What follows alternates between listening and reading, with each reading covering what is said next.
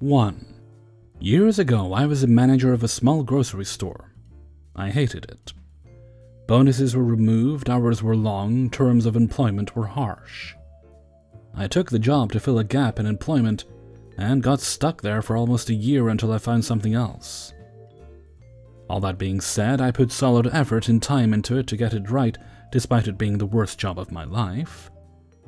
I eventually put in my 2 weeks.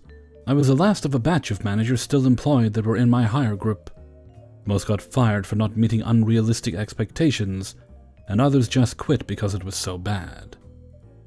On the last day of my 2 weeks, the district manager was coming by to collect my keys. He was a major part of why the job was so miserable. As DM, he gave us our hours so that we could schedule. But since his bonus depended on how well we came in under hours, he shaved off time and made the salaried management work harder. I found out later he was shaving one full-time employee from most stores every week. He would always berate us for not working hard enough, even if we were working 80 hours a week. All the while, he was working from home, and we could hear his kids in the background of our conference calls. Anyway, last day of work for me. He was supposed to show in the morning. He didn't. It's getting later, and I need to eat. I told the assistant manager that if the DM came in while I was at lunch, and didn't feel I needed to return for the last hour of my shift, to let me know. And then I get his call. At 55 minutes into my break, he called to let me know that if I didn't return when my break was completed, he would terminate me for job abandonment. So here is where malicious compliance comes in. Company policy stated even salaried employees were entitled to 60 minutes of uninterrupted break. If there was an interruption, the 60-minute break was to start over. I informed him of this and told him that his call was official business, and I would be restarting my breaks and would return in an hour. I spent the next hour shopping for something at the store next to my own, and went over when the hour was up. I walked into the store, and as he started to talk, I told him that according to company policy, I was entitled to a 15-minute break between the end of my lunch and the end of my shift. I promptly turned my back to him and went outside to take my 15-minute break, 15 minutes before the end of my shift. When the break was over, I walked in, gave the key to the assistant manager, and walked out. The DM started to follow me out and started trying to ask me questions about the store. I told him, as a former employee of this company, I felt very harassed by my former boss attempting to follow me to my car, and I would get police involved if he did not leave me alone immediately. About 2 weeks later, I stopped by the store to see how the employees were and pick up the one thing I had forgotten to take with me. It turns out that the DM had been in our store for the last 2 weeks every day as the acting store manager, since there was no one left as a manager in any of his stores. Turns out, he apparently had no idea how the stores actually worked. He had wanted me to come back from lunch so I could show him how to do my job. I'm glad he showed up on time, because had he been on time, I would have been obliged to show him. The day before my post-employment visit, he had gotten a surprise visit at my old store by his boss. She fired him on the spot. He had a company car he was allowed to clean out, but then had to turn over the keys. So there he was, an hour away from home, jobless, carless, and clueless. And I don't quite feel bad for not feeling bad about that. About a month later, about 2 months after I quit, I got a letter in the mail. Inside was a certificate of appreciation thanking me for my year of service and looking forward to the years to come, from a place I had quit a month or so ago, with less than a year of employment. Turns out the DM had put me on unpaid leave instead of accepting my 2 weeks, because he was going to get fired if he lost another manager. 2. So this story was from about 8 years ago, so my memory may be a little hazy. I was 18, male, and working in a bar in the town centre somewhere in the UK. We're based between two of the grimiest pubs and clubs in there, so we got a lot of dodgy, rude and drunk patrons on a regular occurrence. One night, at around 12 AM, this group of guys comes in wearing suits, and I immediately can tell they're pretty drunk and obnoxious. They come to the bar, which was about 2 or 3 deep, around 20 to 30 people waiting ahead of them. They start loudly asking for service, even though there's people patiently waiting in front of them. Me and my team just roll our eyes and get back to serving people. I get around to serving them and they all shout, "Finally! Self-fucking-service, what took you so long?" I just ignored that comment and asked what they wanted. Then they started talking amongst themselves like they didn't have enough time to work out this while waiting. The ringleader proclaimed that they were going big tonight, so want a bottle of Grey Goose vodka. I can only sell you a maximum of a double in any one drink. If you want to make it stronger, go for it. He ignores most of what I said and just says, "Didn't you hear me? 1 bottle of Grey Goose." We can't sell the bottles of spirits under any circumstances. I call the manager up in the back and explain the situation. He says exactly what I've already told the customer, so we agree that if he explained one more time about how I had to give them the drink, and he just said 1 bottle again, I'd do it. What ringleader didn't realize is that I have to put the whole bottle through as doubles, which was about $8.50 per double without any mixers. So this bottle ended up costing him 170 quid before any mixers, when it's only 35 quid in the local supermarket. He throws his hands in the air saying, "You've ripped me off, I'm not going to pay that. Why didn't you say anything sooner?" I said that I did, and he just fobs me off and goes to walk out. Little does he know that I've already asked the bouncers to keep him in the building until he's paid up. His mates laugh at him as he goes white as a sheet, realizing he's just spent a lot of money. His friends give him a little bit of money to help up.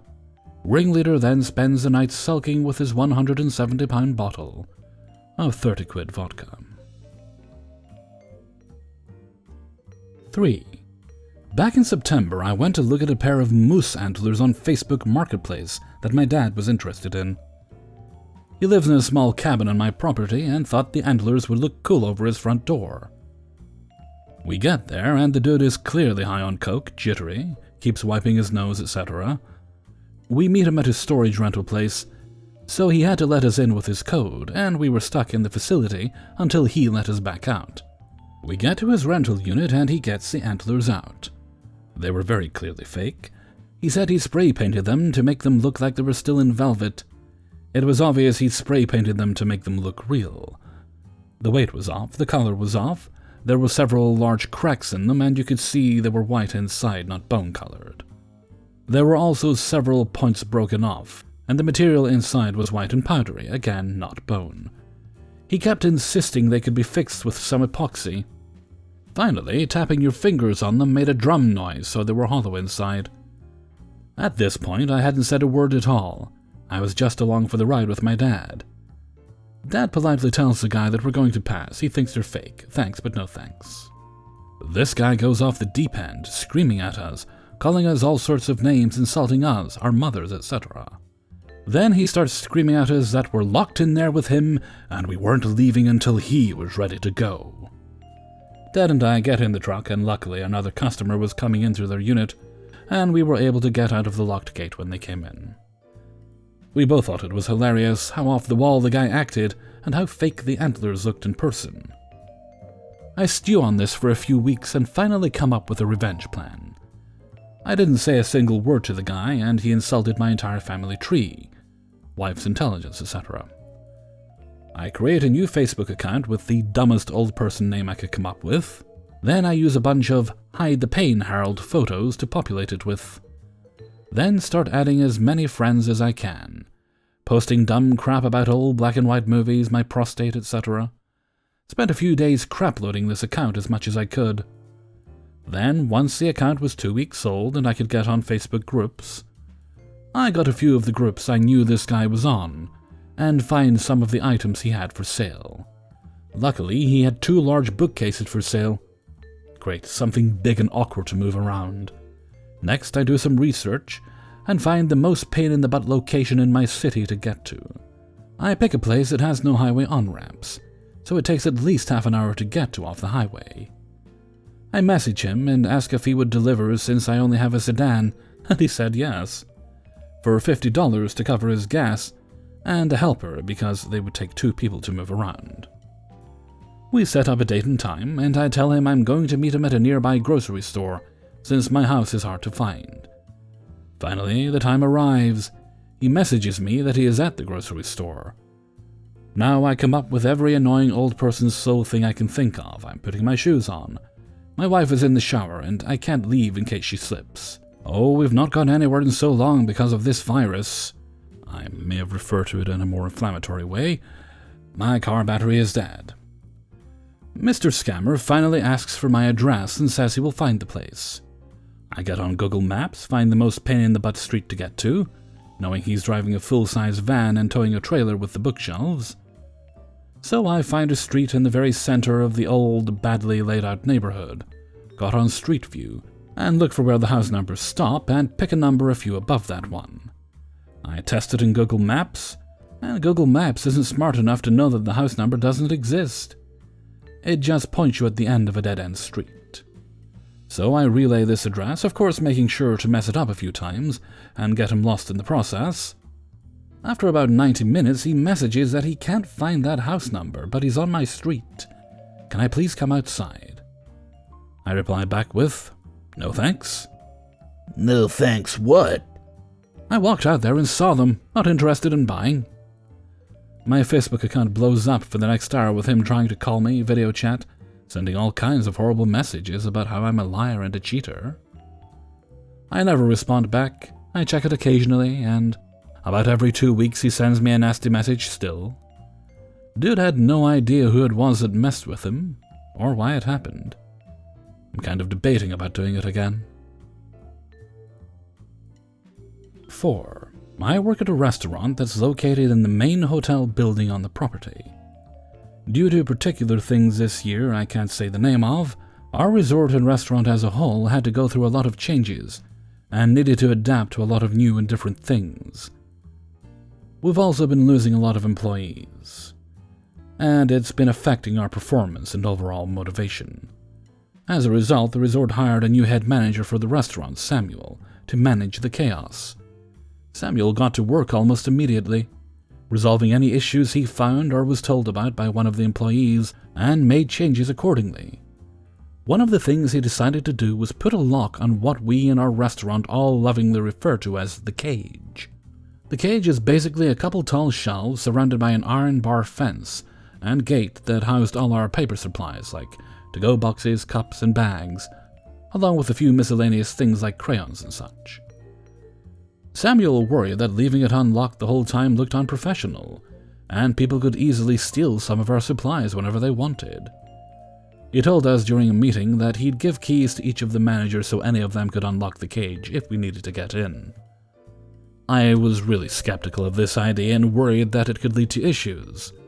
For one, the managers at our place tend to have the ability to teleport, meaning they vanish 99% of the time you need them, and you don't know where they are. Sometimes they'll all be unavailable because of a meeting or something, and you'd have to wait to find an alternative answer if one existed. Samuel assured me that I wouldn't need to worry because he'd have a key everywhere in that case. Well, he is the boss, so... About a week later, I was working the night shift on a Wednesday, and was anxiously counting down the minutes till closing. It had been an incredibly slow day, and we didn't have much staff on duty, and we only had one manager on duty, Jerry. Jerry is not one of our main managers, but manages a neighboring department and has helped us a lot when we're short-staffed, or if a manager isn't available. He's a lot like our former boss, kind, patient, organized, and a bit goofy, so we all got along with him. Jerry had also been absent from work for the past couple months, which he revealed he had spent on medical leave. He had been in a bad accident and broke 3 ribs, but despite being well enough to work, there was still a little pain, or so I remember.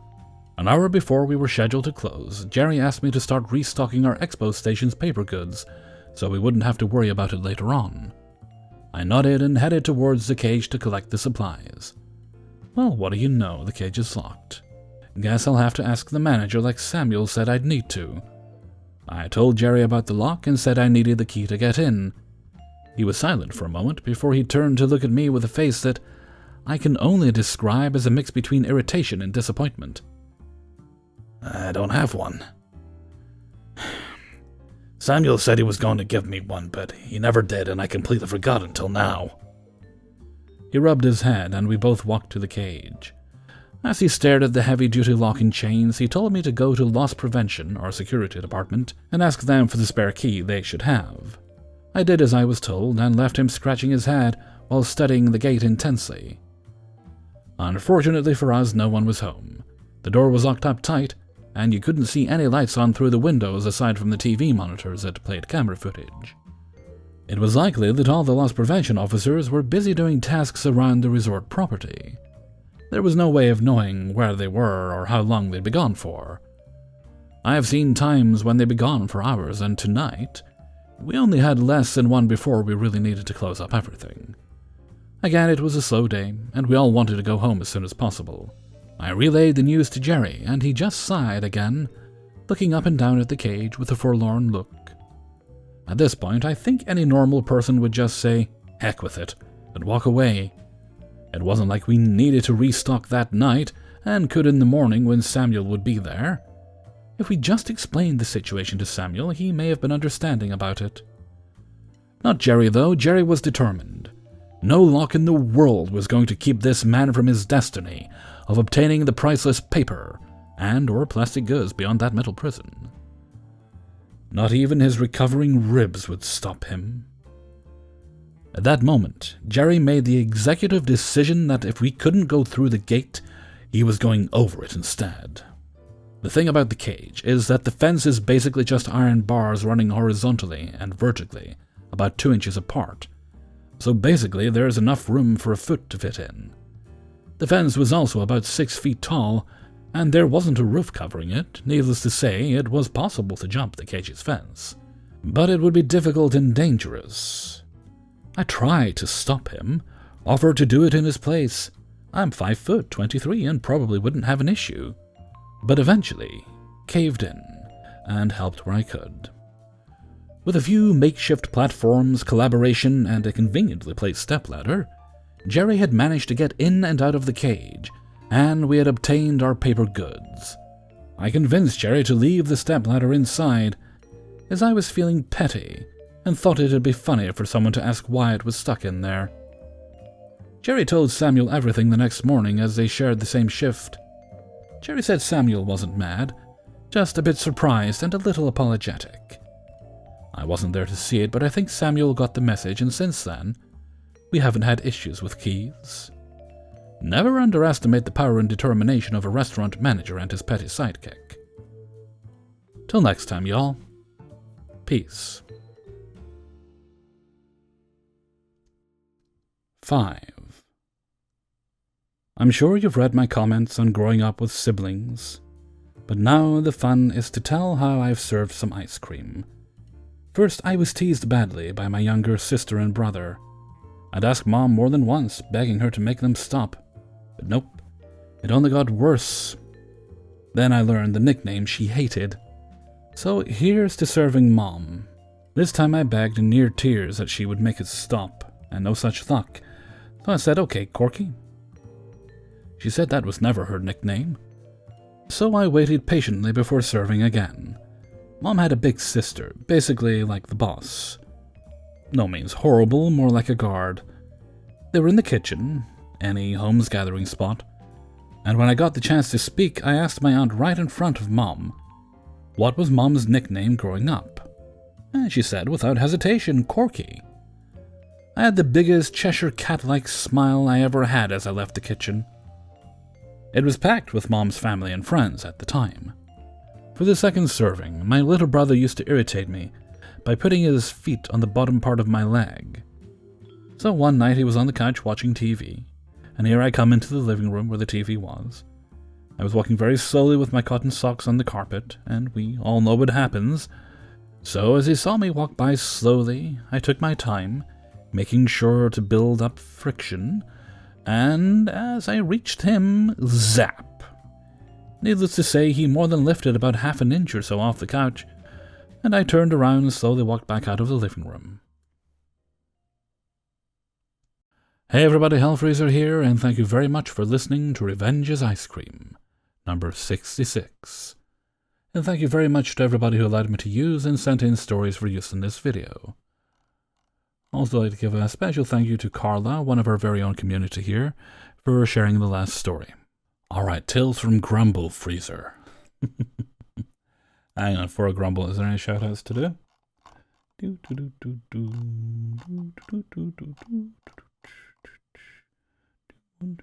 There are no shoutouts. Okay, right.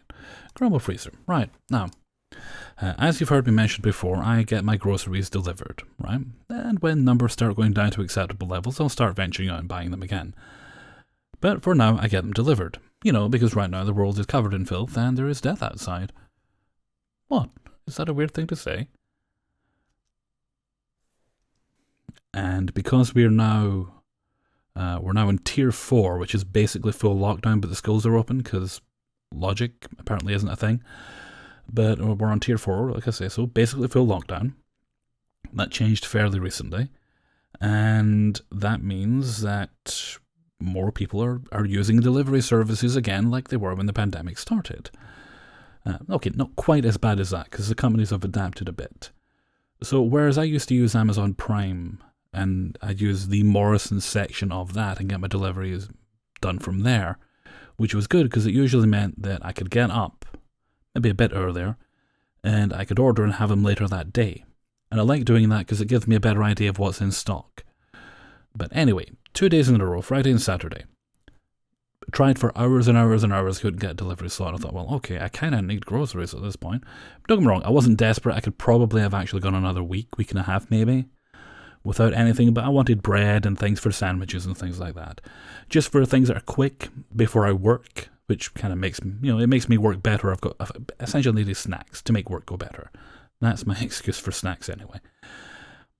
So I thought, okay, right, well, I can get slots for the next day, which isn't ideal, but it's perfectly fine. But you know what, it's fine, we'll make it work. I'll have the next day slots. So I ordered that, a bit wary as to what would and what wouldn't show up, because who knows what's going to go out of stock within that day by the time they actually pick the thing, because they don't pick it that day, they pick it the next day. So it goes, and I wake up, and they contact you sometimes about substitutions. Sure enough, there were a few more substitutions than there usually has been, but that was fine. One of them they rejected. They still put it in the basket and didn't charge me for it, so I'm not sure if I should feel guilty about that or not. But the other ones, I thought, that's an odd replacement, because I'd ordered sushi. By the way, this is all grocery talk, so you make it really bored. I'd ordered sushi, which I was very happy to learn I can actually get delivered now. Just little snack packs of sushi. They're actually quite nice. So I'd ordered 4 of them, 2 and 2 different kinds. And they were out of both, and their idea of a replacement for that was pork pies, because, I guess sushi's the pork of the sea or something? I don't know. But I thought, right, you know what? I do need the snacks. Okay, fine. I'll take the 4 packs of pork pies on top of the other 2 I'd already ordered. Different kinds, so it's not that bad. So that'll be fine. And there was another substitution about it, which is fine. Anyway, that goes okay. I'm fairly happy with that. I'm like, all right, that's fine. That's no problem at all. And I wait for my delivery to come, and they actually made it on good time. I was pleasantly surprised. And so I got my delivery in. 2 drivers. One was wearing a mask, barely, but I appreciate she was wearing it. The other one wasn't. And the first problem was, it said, right, it says we need ID. There might be alcohol in there. So I just give them the kind of confused, slow head shake. As in, no, I don't drink. There'd be no alcohol in there. So I'm trying to think, what the hell would they need ID for? And I don't drive. And I've never had reason for a passport. I mean, if I do have reason for a passport, obviously I'll go and get one. But until I do, no point in getting one. So I was thinking, what have I got? I can use this ID. I thought, well, all I've got is an expired provisional driving license from years back. Very expired. I've still got hair in it. I've got black hair and a goatee beard. I looked like such a prat. Anyway, I was only 18 at the time. So quite a few years ago. So anyway, I got that, and I said, well, I can show you that if you want, but it's expired. And the women seemed grateful. I was like, okay, it doesn't actually count as ID as far as I'm concerned, but if you're happy to accept that, fine. But I was thinking, what did they need ID for? And the only thing I could think was I had a can of Raid, the bug spray in there. So maybe that's restricted. That's the only thing I can think of. Usually you buy 1 can of Raid every 2 or 3 years, and this was the time.